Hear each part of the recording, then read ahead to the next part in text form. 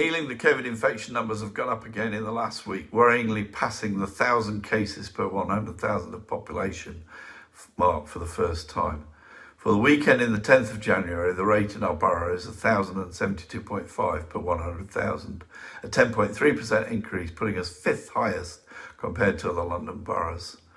With admissions to local hospitals rising and COVID-related deaths in Ealing sadly showing a marked increase in the new year, we all need to follow the advice to stay at home, to protect the NHS and save lives.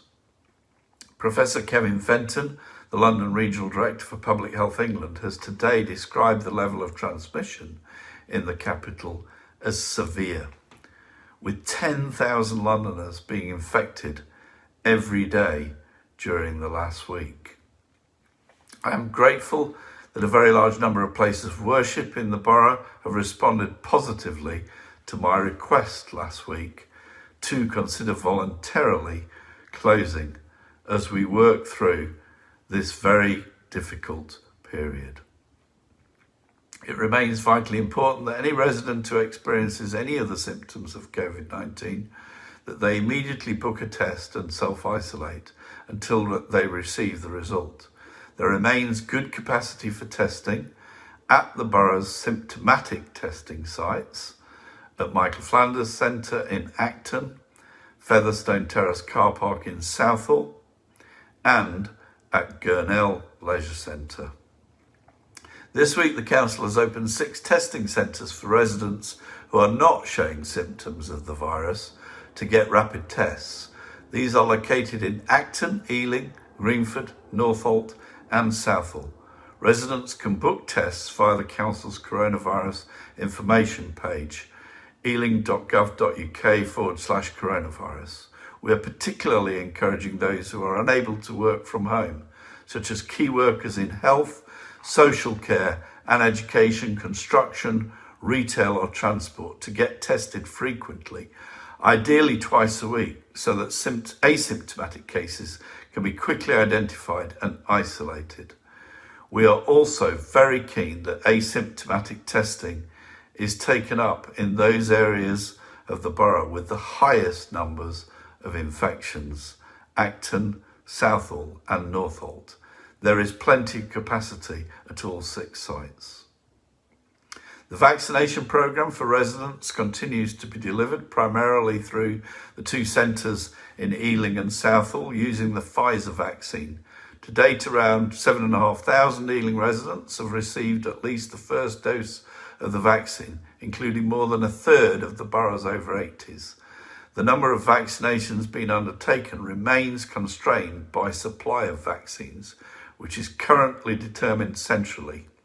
We expect a significant increase in the availability of vaccinations next week, including the first doses of the Oxford AstraZeneca vaccine for the borough. This vaccine is more easily transportable and storable and will enable the use of community pharmacies to provide vaccinations, which we also expect to start in the borough next week. Vaccinations are progressing well in nursing homes, which we expect to be completed today, and older people's care homes, which are due to be completed over this coming weekend. The message remains that you should wait to be contacted by your GP regarding an appointment for a vaccination and should not turn up at vaccination centres without an appointment. We are working closely with NHS partners in North West London to ensure that Ealing has sufficient capacity for the mass vaccination stage of the programme. The Ealing Together phone line continues to support residents who are vulnerable or shielding during the lockdown on 0208 825 7170. It's staffed Monday to Friday 9 to 5. Ealing Together can help shielding residents to access priority slots for supermarket deliveries, put residents in touch with local volunteers who can collect food shopping that the resident has paid for, or provide support for those who are struggling financially and cannot pay for food. There have been no significant changes to services since my last message. All libraries, leisure centres and community centres remain closed. All schools in the borough remain closed except for vulnerable children and the children of key workers. Waste and recycling collections continue as normal and the recycling centres remain open. Can I thank all our healthcare and key workers, including all our frontline council staff, for the brilliant work that they are doing during this incredibly difficult time. Can I please ask you to help them by following the rules, and especially in your interactions with them.